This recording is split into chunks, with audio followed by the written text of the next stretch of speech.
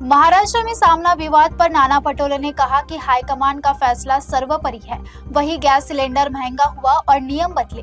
दूसरी ओर बेमौसम बारिश से किसान और आम जनता दोनों परेशान नजर आ रही है, ऐसा भी उन्होंने उस वक्त कहा। और आगे उन्होंने क्या कहा, आइए देखते हैं। आज आमच्या समोर जनतेचे अनेक प्रश्न आहेत। शेतकरी पूर्ण वाऱ्यावर सोडला गेलेला आहे राज्य आणि केंद्र सरकारच्या वतीने। अवकाळी पावसामुळे मोठ्या प्रमाणात नुकसान झालं।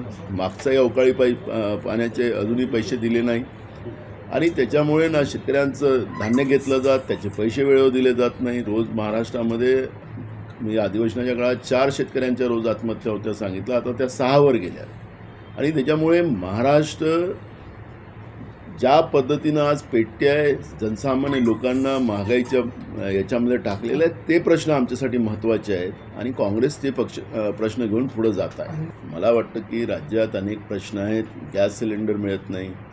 31 दिवस आज तुम्ही सिलेंडर मिळाल्यानंतर 35 दिवसानंतर तुम्हाला अर्ज करायचा आहे। पहिले 21 दिवस होते, आता 35 दिवसावर आलं। 60 रुपये वाढ केली।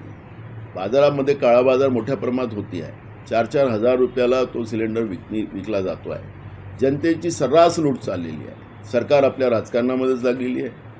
सरकार पूर्ण दुसऱ्या राज्यातले ज्या 5 राज्याच्या निवडणुका आहेत त्या महाराष्ट्रातले महान नेते तिथं पोहोचलेले आहेत। राज्यामध्ये संकटाचं अवकाळी पाऊस आणि या सगळ्या महागाईचा भडका उठलेला आहे। सरकारला घेणं देणं नाही, अशा पद्धतीची परिस्थिती आज महाराष्ट्रात आहे आणि मला असं वाटतं की महाराष्ट्राची जनता वाऱ्यावर आणि सरकार